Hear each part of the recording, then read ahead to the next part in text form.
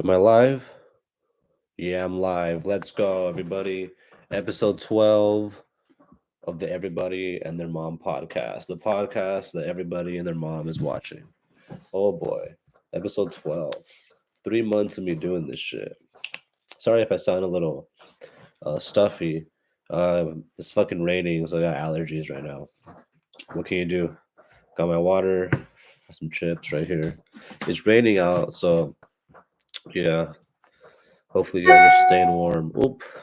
Forgot to turn that off. Sorry about that, guys. Do not want to get those fucking email alerts that you guys are randomly gonna hear. Get that there. Oh man. Ooh, did you guys hear that? Shit, that was my neck. Oh boy. Hope you guys are having a good week so far. It is Wednesday, February 12th, 2 days before Valentine's Day. I I could have done this sooner. I was doing some studying right now. Um But I had to call fucking Chase. Some motherfucker in where was some fucker used my card in Target. Where was this? What city is this? In fucking what city is this? Albany, California. I didn't even know there was an Albany, California. I thought Albany was in New York. And so I look at the shit. I was like, who the fuck spent $75 at Target? I don't even go to Target like that. And if I do, like, it's not gonna be fucking Albany. So I saw that last night. I called their customer service shit. Well, first I tried to handle it on the app. It didn't let me. So their virtual assistant gave me the number. So I called. They were closed. I called, and then I remembered I had to call again right before the pod that I was about to go live. And then they sent me to like three different representatives. The first lady was like, "All right, I canceled it, but call this number so that way you can still have online access to your bank." And so then I did, and then she was like, "All right, let me just transfer you." And then yeah, it took like maybe like 20 minutes, but then I got sidetracked right now. I was doing some studying, like I said. I'm still studying for the bar. Um, studying for the bar, and I was watching a fucking I was watching a podcast. Yeah, I was watching a podcast. And I was like, "Wait, am I forgetting something?" Because I was gonna do some more studying later on, just reading over my outlines and some more practice questions.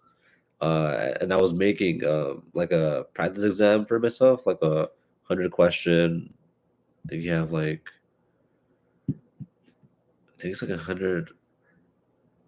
You have 1.8 minutes of questions. That'd be like, yeah, 180 minutes. That's about 2 hours. Wait, hold on. Let me see how. Give me chatbot. Hold on, because I want to make one. Because I know I'm basically doing it for the bar. Uh, and I know it's 200 questions, but I want to know how much time you have to take the 200 questions. Let me see. It's 7 subjects. Let me see. 2 3-hour sessions on the second day. So yeah, so it's 200 questions, and you have 3 hours each. That's kind of a long time if you have 3 hours for. But they're fucking paragraph long questions. That's why. Oh boy.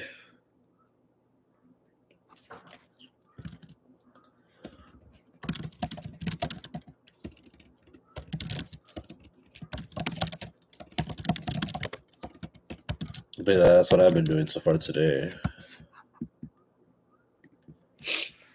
I just been trying to get the basics down before I um get into like the nitty gritty, like practice essays and shit. Because I still have some time. But speaking of time, it's time for the first topic. And the first one, man, I was gonna try to find it. I couldn't find it anymore. But it's, hold on, where is it right here?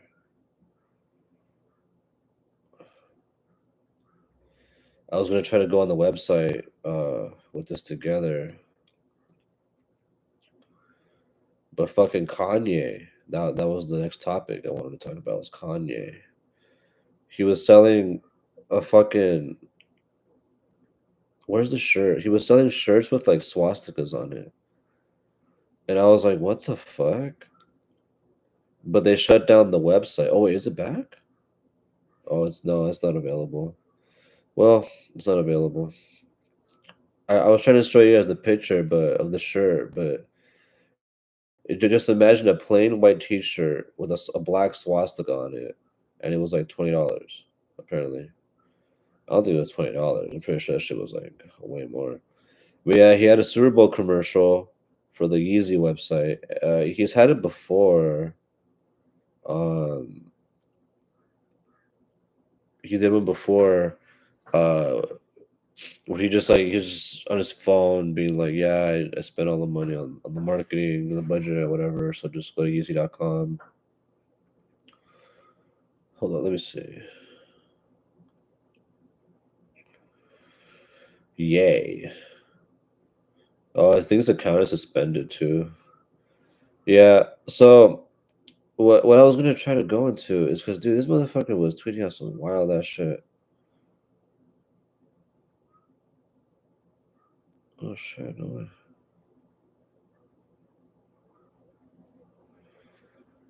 Uh, uh, uh, uh.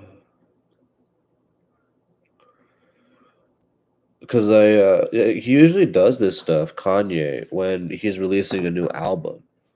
Um, he always does this like wild tirade shit. Um, it's been happening for years. Like I remember when I was in high school, this motherfucker was doing shit with Kim, and then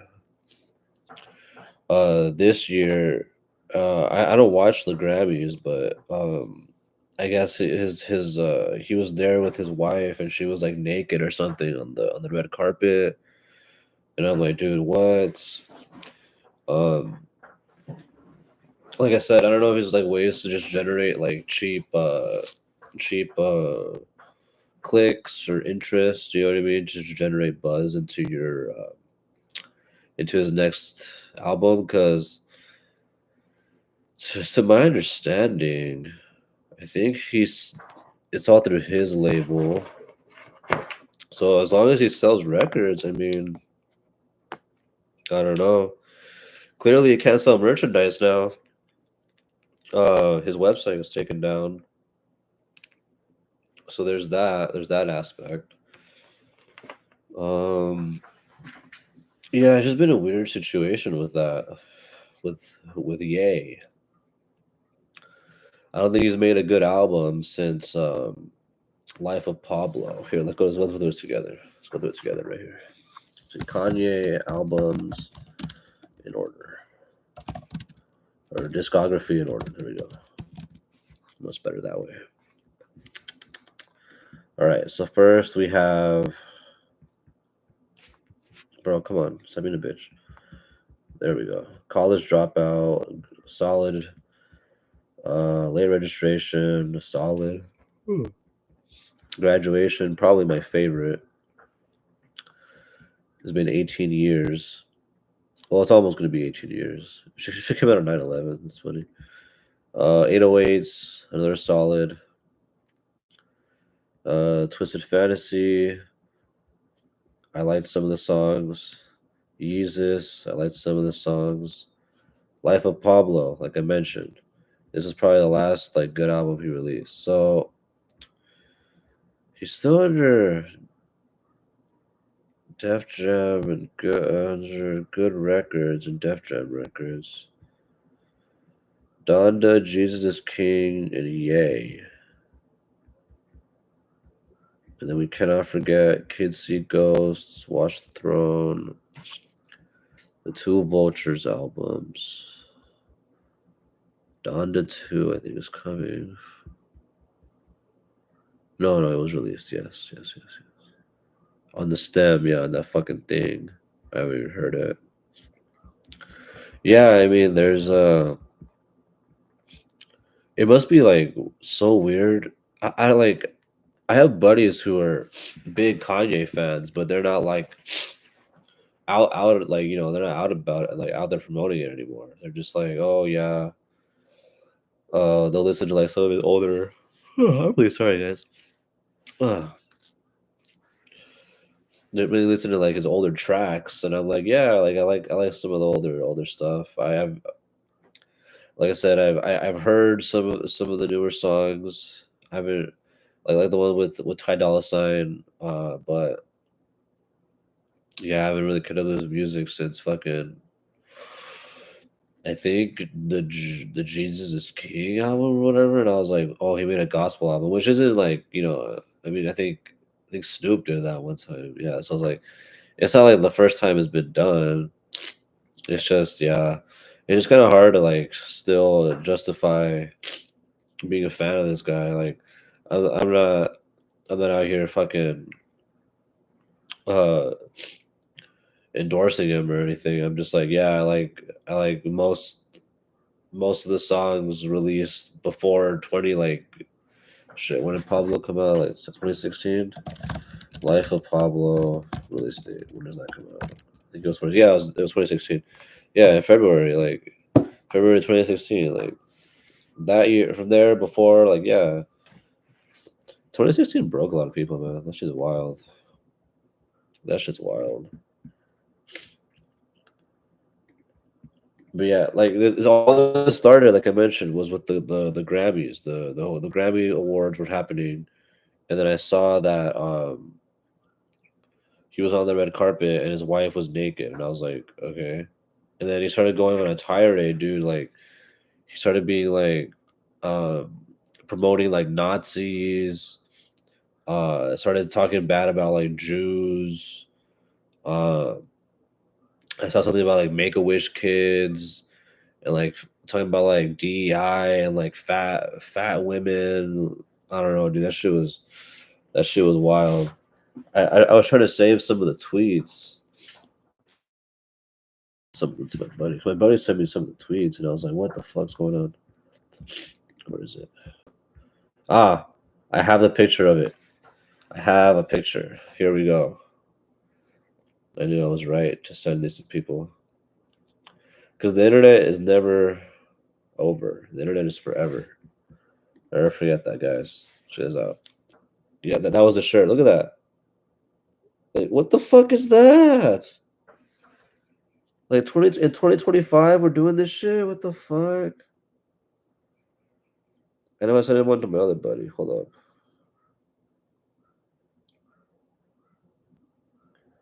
I don't even think I could read this shit, bro. Oh, I got this one. Like, what the fuck is this?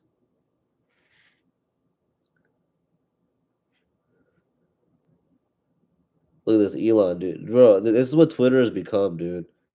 There was a point where this was my favorite app in the world. Now this just become fucking 4chan light. It's ridiculous, dude. Yeah, I would show you guys.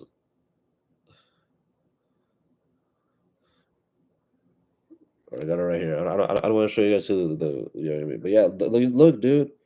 Yeah, my buddy said, yeah, he's on that shit again. Yeah, dude, like free pop. What the fuck? P Diddy. Yeah, dude. Oh, the I think for me was the one that was like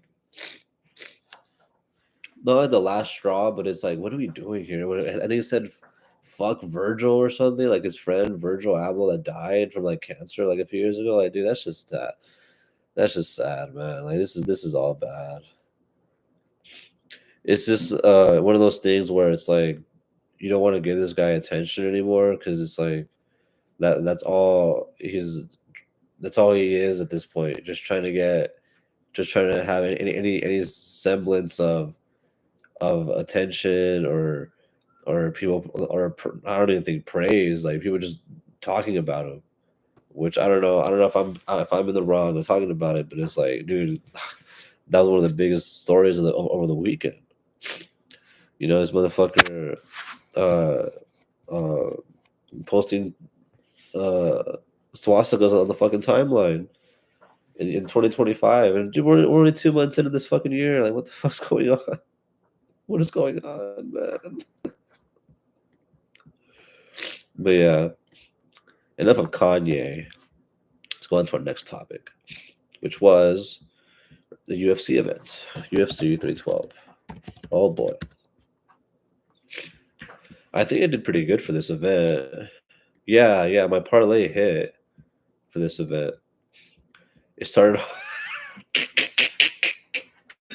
It started off so good with Jubilee. Man, I feel so bad for the Indian UFC fans. Bro, this motherfucker got knocked the fuck out. Look at this shit. Oh, luckily someone posted. Look at this shit, bro. Bink. Like, what a early stoppage for sure. But man, dude, that was. Oh man, I could have got in trouble for that one. Sorry, because the fucking some of these audios, man, people are trying to get you in trouble on purpose. But man, that the event started off really good. You know, a good knockout, and then Jonathan Mikhailov won, and Zhu Rong won. That was my first wrong pick of the night. My other wrong pick was Wei Li, match Wei Li Zhang. We'll get to that in a moment, but I was completely wrong there. I should have bet. I should have bet on her. Yeah, Zurong proved me wrong. Yeah, he's a good fighter, good contender. And then Tupuria won decision. Yup, just like his brother. Wayne Kong won. I should have bet on her too, but her odds were crazy. Tom Nolan won. Yup. Gabriel Santos. That's another one that I was wrong with. Wow.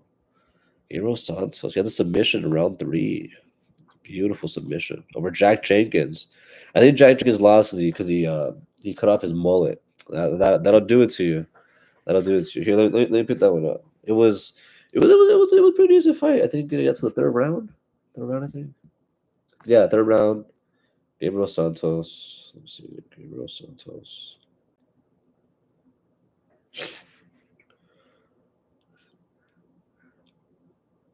Oh, right here, brother. Right here. Right here. Yeah, he took his back. Body triangle. Got the choke. Oh, it's deep. Oh, that was it. Yeah, there wasn't many finishes on this card, but when they were finishing, there were good finishes. Let me see. Yeah, there was one, two, three, 5 straight finishes in the prelims. Jeez. And then when was it got to the main card? We had Jake Matthews. Yeah, he beat up Prisco Prado. Prado was fucked up afterwards. And then we got to Teixeira, dude. This fucking guy, man. Oh my god, this fucker is 6'7", bro. Look, another first round knockout. Was crazy. Oh,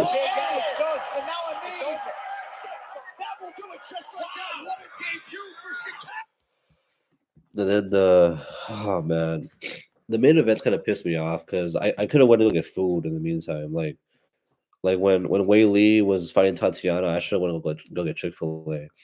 But yeah, Tatiana just got outclassed 4-1, in my opinion. Tatiana took down Wei Li round 1, and then from there 4-0. Wei Li wasn't even close. On the feet, on the ground, she dominated. The same with Dreykus. I mean, Sean Strickland. Don't get me wrong; he has a unique and successful style. Comes at you with the Philly shell, setting straight up with a lot of push kicks, pushing the jab.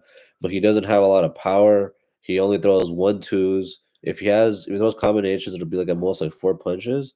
And he didn't even attempt to take down in this fight, man. Like at most, I want to say he landed like a few good combinations that, if anything, just pissed off Dreykus because he fucking broke his nose in the 4th round, and it was 5-0 sweep. It was such a boring fight. Like it was a good technical fight in the sense where, uh, because Dreykus is so awkward, and he was mixing it up later on in the rounds by taking Strickland down, but he was kind of just sticking to the outside, jab, body kick, and then the occasional 1-2, and he would really start pushing the pressure when Sean would land something either to the body, but when he would rarely because Sean is a solid jab, but when he would land one, he would just kind of get his back right away, and that was kind of it the whole fight. Like even seeing now Sean's coaches, like you never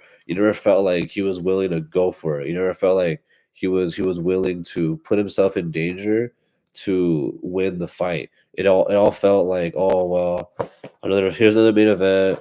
I'm not really gonna be champion, but I got this money, so fuck it, I'm in Australia, it's all good, it's fucking like 5 in the afternoon on a Sunday already, so whatever. So yeah, I mean, what can you do? I mean, Dragons has to fight now, probably Hamzat, and who's two little 185 weight class. Let me see. Excuse me. Got it right here. All right, yeah. So Dreykus,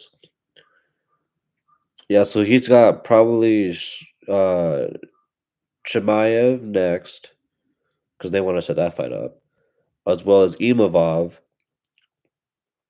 Probably after, because what I see the UFC doing is they'll probably because Imavov is number one contender now. Hamza's number three, but I feel like in terms of money, they'll probably do Hamza Dreykus next, and they could probably give Imavov Chow Baralo.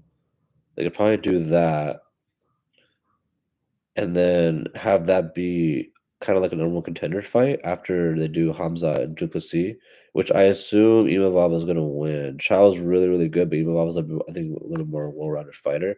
Either guy, I think, is going to be a good fight because, yeah, that division, 185, needs some help, man. I'm looking at the divisions right now. Let me see. I started at the. Okay, let's go to heavyweight.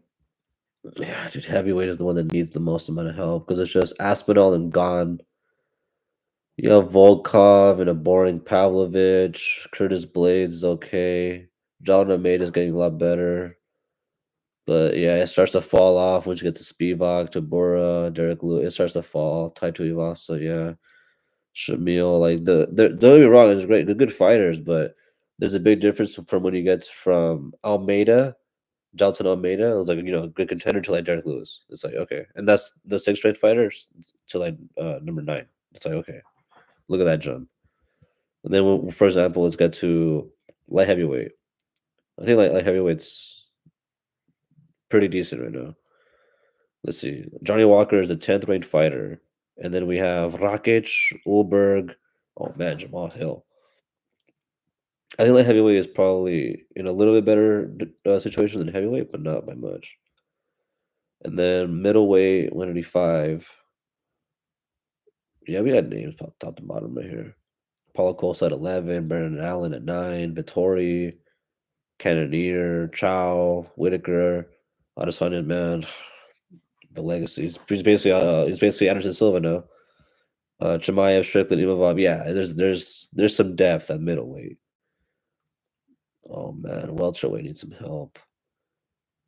Oh well, they want Shavkat to win that fucking title for sure. Yeah, because man, you have Wonder Boy at 11, and then it goes Colby Covington at 9, and then Ian Garry at 7.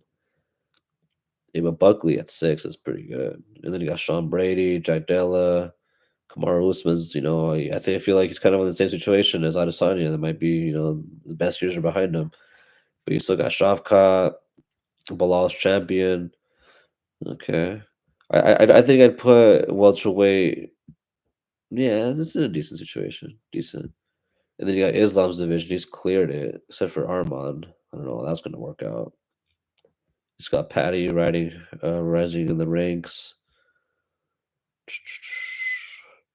But yeah, I just feel like a lot of these guys at 155 have all fought each other already. Like Oliveira, Gaethje, Poirier, Holloway, Hooker, Chandler. Like it's like, yeah, these are great big names, but then you get to featherweight. You got to Poirier, Volkanovski. They're probably gonna rematch that one. Oh, but Diego Lopez. I want Diego Lopez to win the title so bad. Or Evil Eye, I'm pretty cool with them too. Yaya Rodriguez will be cool too. Yeah, 145 is good. 145.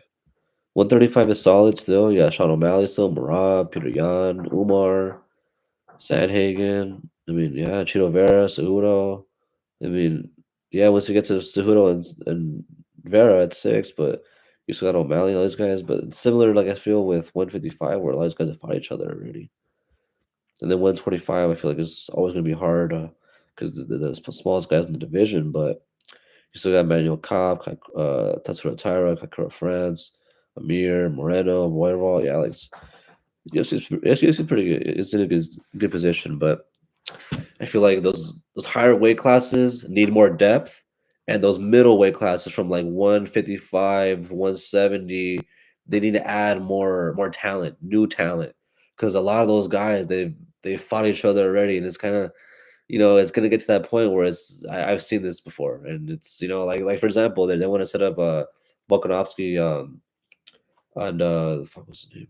Damn it, champion Tapuria a rematch. So it's like, and then there's even talks of having Islam go for pound champ. I mean, go for double champ. So this is the UFC's at it's interesting. There are multiple routes they can take. Um, the next card is next month.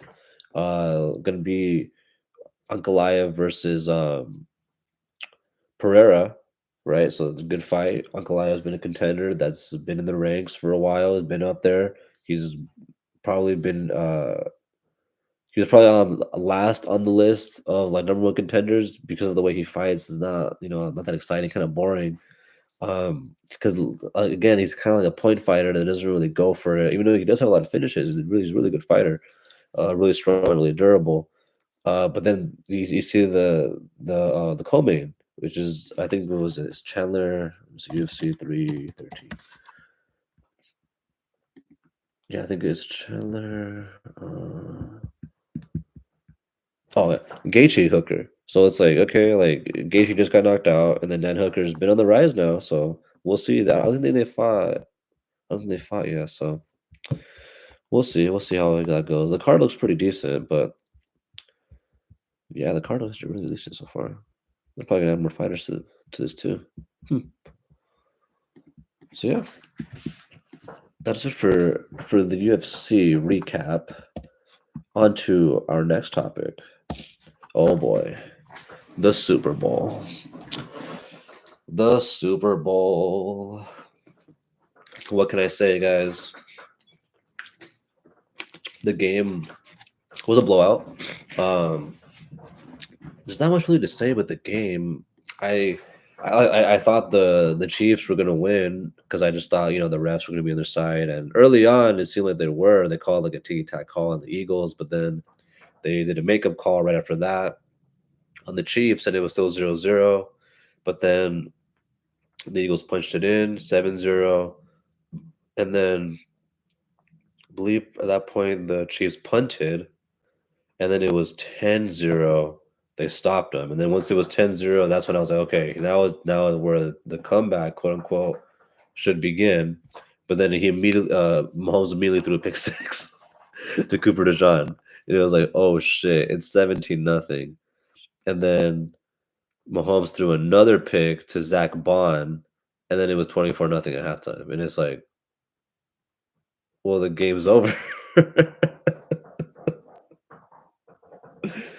And the commercials were okay from what I remember. They didn't show that many trailers. They showed Thunderbolts. Oh man, I'll probably put that for next episode. The next episode. Oh boy. Um, they showed I think a Jurassic Park, How to Train Your Dragon. The commercials that I remember were Doritos, Bud Light, the Seal one. um, yeah, the commercials there's always just like a handful of them that are good. I remember as a kid, they were all of them were always like, usually really really cool, but now I don't know, they don't really because they're so expensive. I heard there was like $8 million for like 30 seconds. Like, I mean, yeah, 30 seconds, $8 million for a fucking ad. It's like, holy shit, dude. Like, that's just to pay for the rights to be played. Like now make the commercial. Like holy shit, dude. Like fuck. But yeah, it was the highest, most viewed Super Bowl. I think 126 million viewers, concurrent viewers at a time. So hey, NFL is just getting bigger and bigger every year. Um, I guess most people are happy that the Chiefs lost. Here's the thing with me, I don't like either team. I didn't want to see the Chiefs win because I'm just kind of tired of seeing them winning. But sorry, let me correct. And then the Eagles, I just didn't, I don't really like them because I'm a Saints fan. I'm in the NFC, and we kind of built a rivalry with them over the years. They beat us this year early in the season, week 3, and they have two former players on their team on their defense that I wish we still had. So it's kind of like jealousy, but at the same time, it's like um, jealousy, rivalry, but like I do see how both teams are really good. Like for example, the Chiefs offensively is really good. Defensively, they make plays when necessary, and the Eagles' offensive player is really really good, and their defense, yeah, probably the best. Yeah, it is proven was the best in the league this year. And both teams have players that I like. So, for example, on the Eagles, I really like Jalen Hurts, Saquon, AJ Brown, Devontae Smith, Dallas Goddard. Um, and then on the Chiefs, I like Mahomes, uh, Hopkins, Worthy, Pacheco, yeah, Kelsey. Yeah, like I like a lot of these players, but as like the teams though, it was like deep down, I just had this feeling that these teams are just gonna play each other again, and then NFL's gonna market it as like the round 3 or whatever, and it's like like a part of me wanted the Chiefs to win because then it would just be all right. This dynasty could be over. A lot of these players are getting older. It's kind of hard to keep winning like this, and it'd be the first team to 3P ever, and it'll just be done. We're done with this. But now that the Chiefs got blown out like that, and this is their second meeting with these teams, and I just see the marketing being made already for the, oh they're gonna play each other a third time, and this will be for to prove for all the marbles. Like, oh my gosh, I can already see it. Hopefully, I hope I'm wrong. I really hope I'm wrong. Um, but don't get me wrong, like both teams are built for long term success. I feel like the Eagles more so, because they have a I think younger defense, especially. And then the fact that they have Saquon, defense in a running game will always keep you there. And then the fact that they have a really good O line to match that O line, I mean to match that running game with Jalen Hurts at quarterback, young quarterback, and two-star receivers with Devontae Smith and AJ Brown. Yeah, I could definitely see the Eagles being good next year. And same with the Chiefs. I mean, their division might get a little bit tougher with the Chargers and Broncos coming into their fruition, and the Raiders getting a new coach, but they still have Patrick Mahomes. They still have a dynamic set of wide receivers, and their defense. I mean, they got players. They got the best thing about the Chiefs D, at least before the Super Bowl, is that they made plays when necessary. Like when they needed to get a third down, they got the third down. When they needed to get a turnover, they got a turnover. When they had even special teams, when they had to make a block or whatever, they got it. Like it's they were a clutch team. I don't think they're gonna, like I said, be as good as they were this year or last year. I think especially when you lose the Super Bowl, you take a step back. But I wouldn't be surprised if they were like one a playoff team next year. Would not be surprised with the Chiefs. So yeah, there's like I said, there's not much to talk about with the game. People were talking about the stuff around it. Like people were talking about like Trump was there. People talking about how good New Orleans was hosting it. It's their seventh Super Bowl, I think, seventh or ninth. Let me see. How many Super Bowls?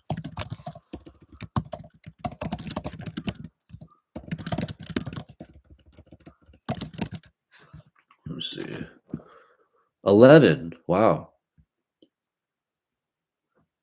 That's crazy. There's been 11 Super Bowls out of 59. So, yeah, there's talk because of how good the city put on in terms of the venue and all the events surrounding the game itself.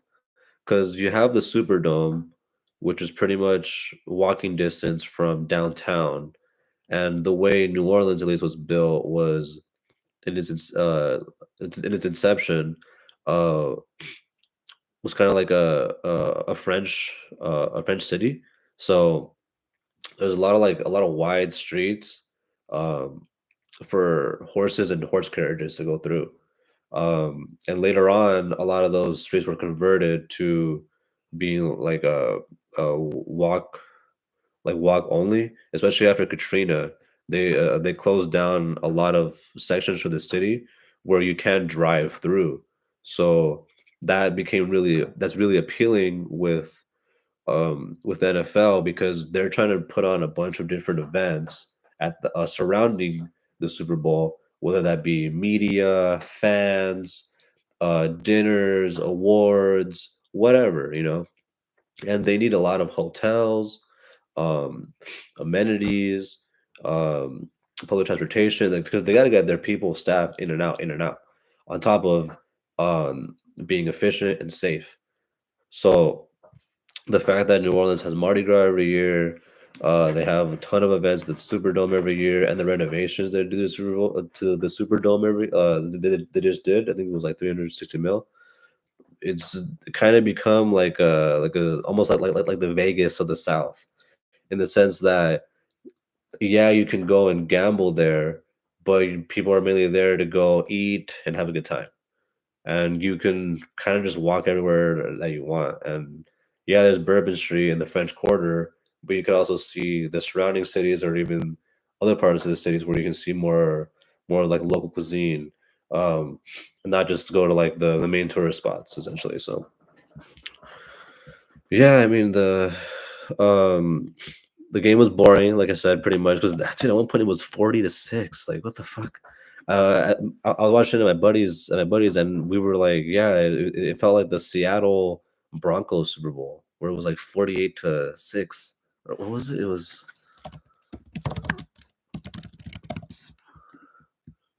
yeah, 43-8, 43-8. Like it's like, oh my goodness, dude. Like they at least got to 8 points. But yeah, the final score ended up being what was it, like 47-22 or some shit. 22-40. 22-40. And it wasn't even that close. It wasn't. By the time halftime came out, um, the Chiefs got the ball and they did nothing with it. I think they just punted. Yeah, they punted like no, they went for it and didn't get it. And then from there, it was just more of the same. Mahomes running for his life. The Chiefs one dimensional. They couldn't run the ball. They didn't try to run the ball. When they did, they might have got like 2 yards. And Mahomes, every time he dropped back, was running around for his life and just kind of heaving it down the middle. He got one to Worthy, which is cool. And yeah, they at least made it respectable in the end, but yeah, they got humbled really bad, and it's just crazy because the everything surrounding it is what more people are talking about now, like Taylor Swift getting booed, Trump being there, the Kendrick Lamar, like you either love the performance or you don't, and the people that don't just didn't like the songs that he chose because a lot of them were new and a lot of people wanted him to play older stuff, um or I guess they didn't like it because it was political and they just want to be entertained, or they don't like the politics of it at all because they're the other side. And it's just like I wanted to see a cool game. I wanted to see a competitive game, but all I got was fucking a blowout and some all right commercials, and shit. I like the halftime show. I like Kendrick. I like most of his songs, especially that he played most of his new songs. So it was, it was all right. It was cool. What can you do? Like I said, I went to my buddy's house. Was apartment. Uh, wasn't a long drive, so like 30 minutes to get there. Parking was all right. It's just an apartment, but I just parked the street over. I literally got there as my other buddy was walking over. I just yelled, "Yo, Adrian!" And he just stopped, waited for us. And it's a good neighborhood, even though it's in LA, but it's a good neighborhood, so I wasn't scared of leaving my car parked there. Um, but yeah, we brought too much fucking beer, man. In hindsight, we should have just got more food. We brought like a 24 pack of Modelo, a 12 pack of no Corona, and then a 12 pack of Modelo, and then two 12 packs of White Claws, and then someone bought a bottle. Yeah, dude, there was like 12 of us there, like 8 of us there.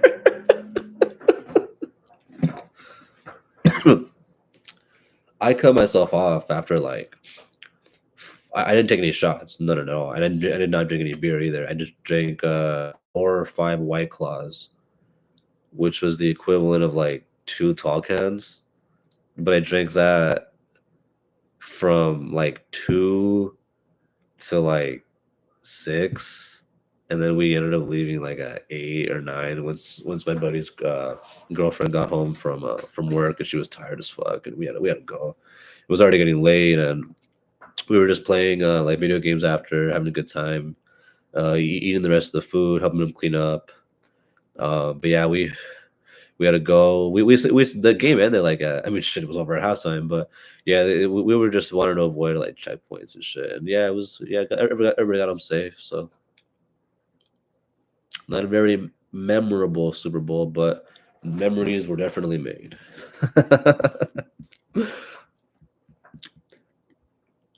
And one memory that was made, oh boy, for our next topic is Kellen Moore being the new Saints head coach. Oh boy, Kellen Moore is my guy. So,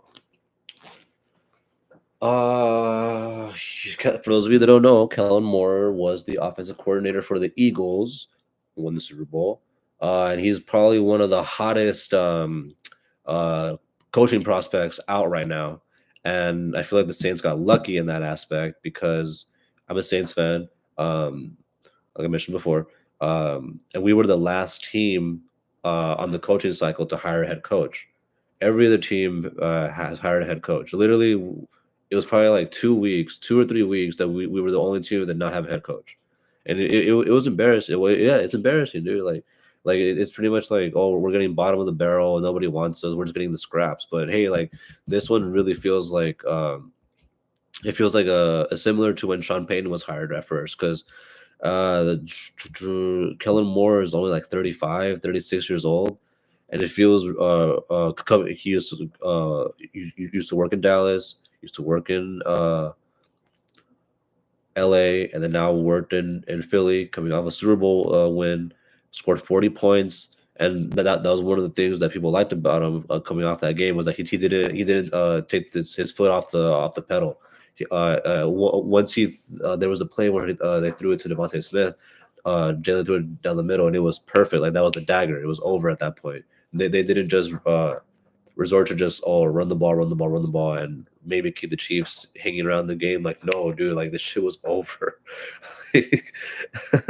Like they were dumping the Gatorade on Sirianni with like fuck, like maybe 4 minutes, 5 minutes left in the game. It was nuts. Um, but yeah, Kellen Moore. I've been a fan of this guy ever since his days at Boise State, actually, because I remember seeing him uh, play quarterback when I was in high school. So yeah, I'm 28. He might be 29, and he's 35. So he's like 6 years, 7 years older than me. Um, yeah, where is it? Right here? The old Boise State days, the Prosser Tosser, man.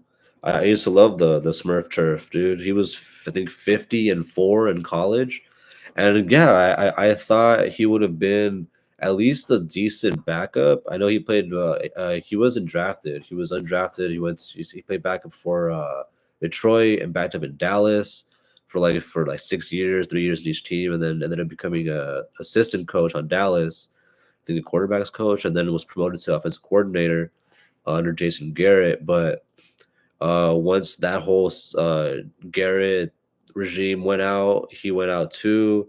There was talks that he might have been like a potential successor in Dallas, but he ended up going to the Chargers under Brandon Staley, and it didn't work out there because I mean the Staley system. That's a whole different conversation for another day. But let's just say he went for it when you did not need to go for it.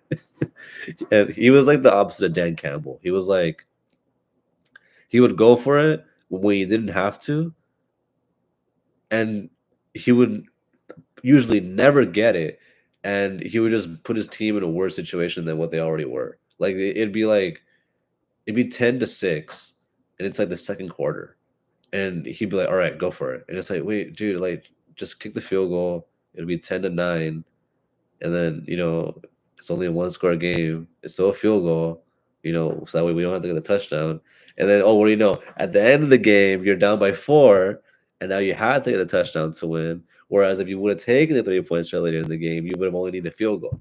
And your team is good enough to drive the offense down in the field because you have Justin Herbert and you have good weapons, but not good enough to punch it into the end zone. And that's the thing with the Chargers. They've been close but no cigar. And I feel like next year they'll be better, especially under Coach Harbaugh. But that's a whole different conversation for another day. Right now we're on Kellen Moore, and what I expect for him next year is the thing is he's dealing with Dennis Allen's and Mickey Loomis's scraps and shitty decisions. So we got a lot of old players on bad contracts and no depth and no cap space. So we're going to be relying on signing a bunch of guys in the draft and a bunch of middle to like bargain deals in free agency. I don't know what we're gonna do at quarterback. I really want us to get rid of Derek Carr, trade him probably to the Giants. They're still available. Um, Start getting these bad contracts off the books, especially like the older players, Taysom, Derek, Cam Jordan, like all these older players. Like we gotta stop kicking the can down the road and just eat it. So that first year is gonna hurt. That first probably 2 years are gonna hurt. I definitely see the Saints being a rebuild team next year. Um, the bottom of the barrel, last place, top 10 pick, whatever you want to call it. They're going to be one of those teams definitely next year. After the second year, after the first year, I mean, it's going into year 2, they'll have a lot of cap space to work with. And by then, that's where I think you'll see the changes really start to come in, because that's when you'll start to see, uh, a whole draft of guys under Kellen, a whole year under Kellen's system. There's talks of him bringing in Brandon Staley on the defense, so guys that he's familiar with.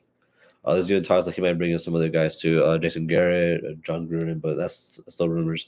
Or Staley is the one that running the defense. That's the one being most talked about. But I feel like that third year is going to be his make it or break it. I feel like if he doesn't come into fruition by that third year, like if he doesn't find either a winning season, wild card playoff berth, shit, I don't even know if they can win the division, because next year I definitely see them being last behind Carolina. Carolina, I feel like is ascending a little bit much more than we are. And then you still have Tampa as the best team in the division. Atlanta, the Saints, Atlanta, they usually split 1-1. So yeah, what can you do? It's gonna be at least 3 years. At least 3 years, I feel, for the ship to get turned around. So that's Kellen Moore. It just feels similar, like I was mentioning earlier, to the Sean Payton signing when they signed Sean Payton back in the day, because Sean was a young coach coming out of Dallas under Parcells,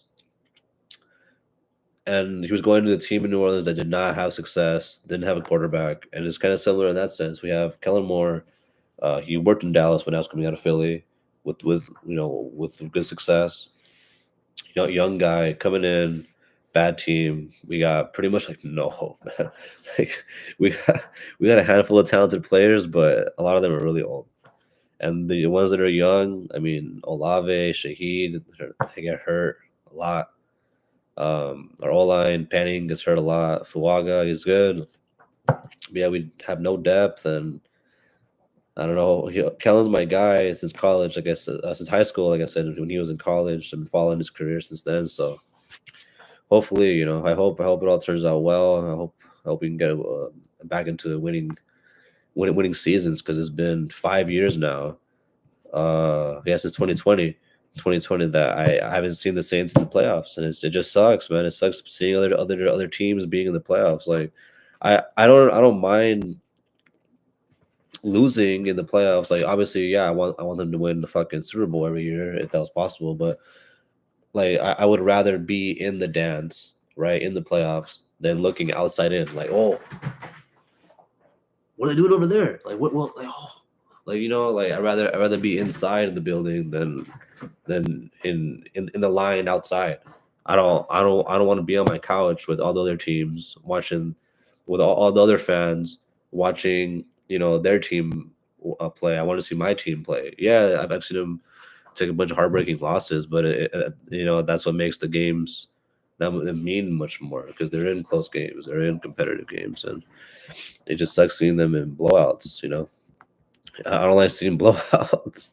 It's just boring. It's like, oh well, I can do something like anything else in my time. But speaking of time, oh boy, I wasn't even expecting to go over this topic this week. But Captain America, Brave New World. Oh boy, let me bring this up right here. The premiere was yesterday. Oh, it went back up. Okay. Bam. Oh man, I was gonna go watch it. I was thinking of gonna go catching like a matinee this weekend. Not tomorrow, not fucking Valentine's Day. Hell no. But man, okay, here we go. Here we go. Here we go.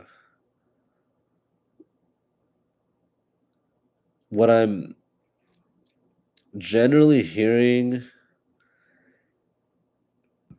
So this is even before the movie came out. Was that it had a few reshoots, and that it was kind of obvious or prevalent that there was a lot of reshoots, and with that came with a few different writers. So it was gonna feel a little sloppy, a little bit disjointed, a little bit, the pace is gonna be a little off. So I felt that going in.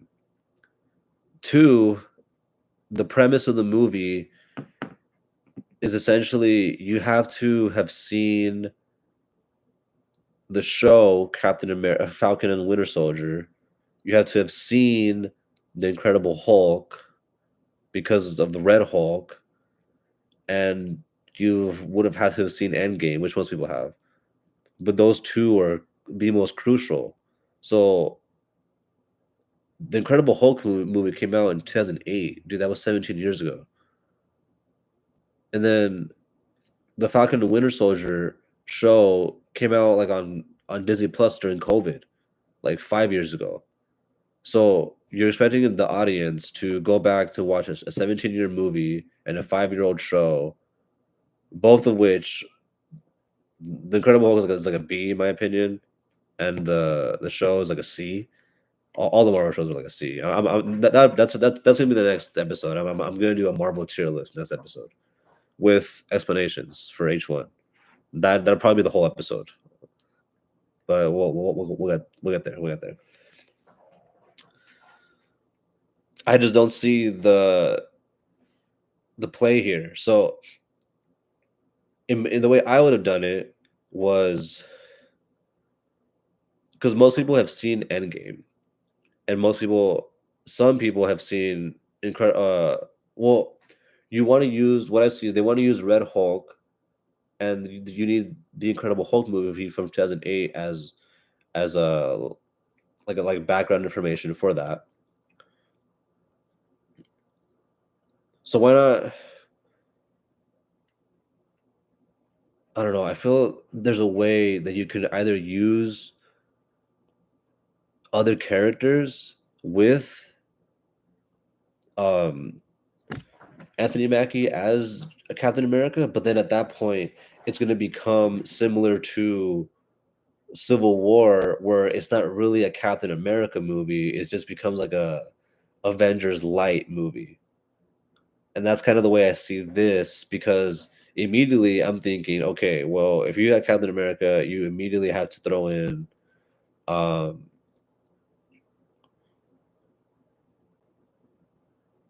was new sidekick. I don't thing is I don't like the new Falcon. The actor's cool, the character's like decent, but it's like I wanted steps away from the show. I want to really focus. I would focus on really with Bucky, him, Bucky, probably Bruce, and if they wanted to bring her, so well, they did bring her back. They brought her back, Liv Tyler. But then, like I said, at that point, it's not really a Captain America movie. It just becomes like a Avengers light, where you're using these different characters to go up against a Red Hulk, who would essentially be like the a just as strong, if not more powerful, Rage Hulk that we had before Infinity War, which is what we have right now, which is like Professor Hulk. So we have kind of like a nerfed Hulk who's smarter but not as powerful physically. We'll have we could have Bucky, who, like I said in the last episode, I feel like you could have that dynamic with both of them, where you could have both of them kind of fighting for the shield and for the right to use the shield. And in the middle of that, you have um, Red Hulk, General Ross using that tension between them as a reason, or using that as a reason to find like a crack in their armor, haha, to essentially become Red Hulk. At least that's the way I would do it. Um, because all this eventually has to come back to me at least, the conflict between Bucky and Anthony Mackie's character, well, Captain America. She's Captain America now. With Bucky and Cap, with those new Cap, and their tension over who has the right to carry on essentially Steve's legacy. Because that's basically it. The way I would go about it was have Bucky kind of lean more into like, hey, I knew Steve longer than you did. I know how to like uphold this legacy. I'm the super soldier. I have the serum. Blah blah blah. And sure, you could even hint that I'm white, whereas Anthony Mackie is like, well, I've been alive like here in this era longer than you have. I know what people have gone through. Uh, I'm not a super soldier, but that means I can relate to people way more than you can. And yeah, I'm not white, but blah blah. Like there's so many ways you can go about this, but I don't know. This the way they went about this movie, at least, it just felt kind of rushed. And like I mentioned, with the different writers, the different reshoots, they shoot in fucking Giancarlo Esposito as a villain. Like it's like, okay, you haven't played Gus Fring in Marvel now, like. Yeah, it just doesn't feel connected. It doesn't feel satisfying. It doesn't feel like it's been earned or it's been built. It's felt kind of like we're still building. Uh, which you don't get me wrong. I mean that's been one of the best parts about Marvel is that you're always building towards the next thing. But like I mentioned in my last episode, these last few Marvel movies they haven't really, since Endgame at least, the majority of them haven't had that payoff. They haven't had that culmination of, okay, I'm investing my time, I'm following these characters, I'm following this story. Now what's the payoff of that? What's the culmination of that? And I feel like we never had that with Falcon, with yeah, with Anthony Mackie taking over the mantle as Captain America. He was kind of like, here, it's yours, take it. And then he kind of just took it and was like, yeah. And then you had the show, which was him kind of uh, stepping away from the shadow of Steve Rogers and kind of making the character his own, taking over the mantle of Captain America, and kind of not being beholden to that, but kind of being able to do your own thing while still being able to be Captain America. But it's just like I mentioned, it's not as good in my opinion. It's just not as good. And I mean, we'll see. We'll see the box office. It's not looking good. It's not tracking good. I think I saw. Let me see. Captain America, Brave New World projections, projected box office. Yeah, they're at. Ooh, well, I forgot it's President's Day holiday as well and Valentine's Day. So we have a 4-day holiday weekend, and it's expected to be 90 to 95 million. So, oh, here we go. From 10 hours ago, and it's at $180 million budget. So if we're doing movie math, guys, like I mentioned, 180 mil times 2.5, it has to make at least 450 mil to break even. Do I think it can make that? Yeah, I think it can make 500. I think 5 is a pretty safe number for this movie. 500 mil. I take that number just because, uh, at least for the last Marvel movie, it was Deadpool and Wolverine, but that doesn't feel like that feels like an extension of the Fox films, which was kind of like the ending of those, and yeah, that made 1.3 bill worldwide. Congratulations to them. Damn. But then compared to, for example, another film that came out before that, Guardians 3, that is more kind of connected to the MCU, even though it is its own thing. I don't even think that broke 800. Let me see. Guardians of the Galaxy 3 box office. Yeah, it got 845. So even that, with such a good word of mouth, it didn't even break a bill. And then we have this, which, as I've shown earlier, is still at, what is that, 55, 53? Yeah, 53%. It's not getting good word of mouth. And like I mentioned, you have to have seen a 17-year-old movie and a 5-year-old show in order to fully understand it. And I've seen a lot of people, whether it be story related, race related, or whatever other related, they just don't fuck with Anthony Mackie as they don't see him as Captain America. So we'll see. We'll see. We'll definitely see. But that'll probably catch it for me. That'll probably end it for me this week, guys. Another good episode. I'm gonna go study some more, but I'll catch you guys next week on the Everybody and Their Mom podcast. See you guys next time. Later, guys.